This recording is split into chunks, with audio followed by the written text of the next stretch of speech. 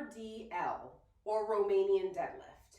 This is another variation on a deadlift, which I use in combination with other exercises. And also you can do many variations on this. You can do with a bar, dumbbell, sandbag, kettlebell, cable. So I'm just going to give you a little rundown of the mechanics of an RDL and show you a few of the different variations. So, like I said, Romanian deadlift is a different variation of a deadlift. What's the difference? A deadlift traditionally means that you're picking up a weight from the floor and then picking it up and then putting it back down all the way on the floor. You've seen this 1,000 times. You've also seen it done poorly, and you've seen it done very well. I personally prefer an RDL to a traditional deadlift. Why?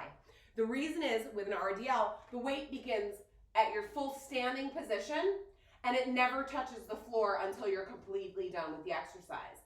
So what you're doing is you're taking that hip hinge, you're carrying the weight along with your body till you get to a parallel position. Right here, your hips and your glutes and your hamstrings activate as well as all the muscles in the posterior chain.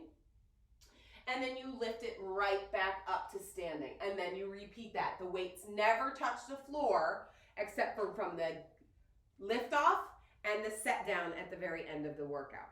I prefer that. Can you lift as heavy? Probably not.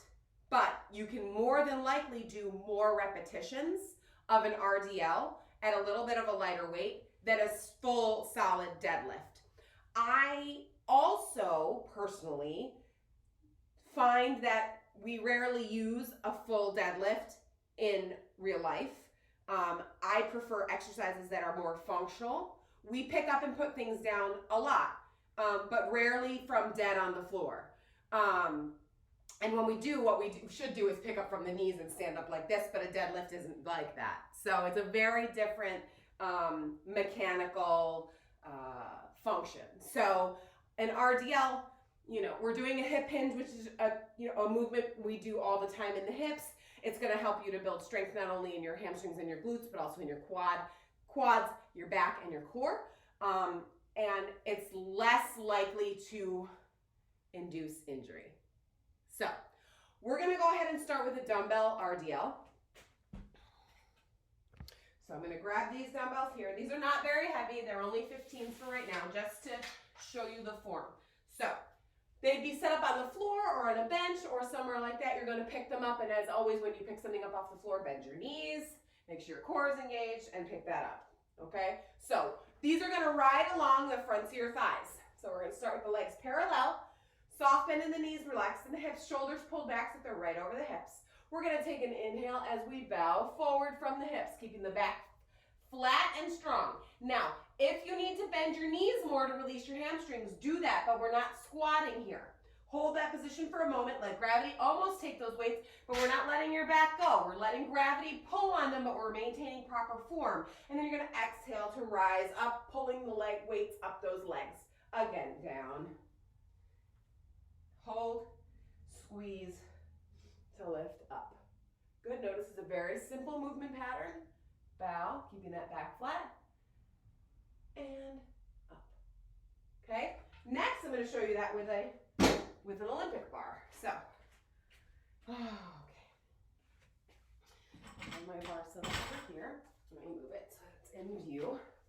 Okay, so you can do this with weights on the Olympic bar. If you have a squat rack where you are, you're going to place it on the lowest setting, put your plates on it, and you'll rack pull it to pick it up.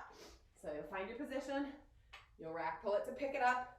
And again, it's going to press against your thighs. We're going to take a flat hip hinge over. Good, it should stop mid-shin. And then rise back up. Bend forward at the hips, not at your back, and rise up. Okay, and then when you're done with the bar, you rack it back onto the machine, whether it's boom, here, maintaining that position that you just did, or it's gonna go back on the floor. Okay? You could do that also with a kettlebell, with a sandbag, anything with the weight in front of you here. And there's also that cable squat or cable deadlift variation where the cable is away from you like that, and you rise up and stand. The key to this is you never lock your knees. You never thrust your hips forward and take your spine out of alignment, but we are activating your quads, your glutes, your hamstrings, and all the muscles in the back and core. Move slowly with this, please. Try it first with no weight at all. Find that proper hip hinge position. Picture yourself holding something in your hands and pulling it up those legs. It's like you're pulling up a pair of pants and it's stopping at your thighs, okay? Good luck with this. Take it slow and easy. Pay attention to that core form and the form of your back. That's going to help you to avoid injury. And always start with low weight or no weight and build yourself up once you understand the function, understand the form, and understand how it's going to work for your particular body.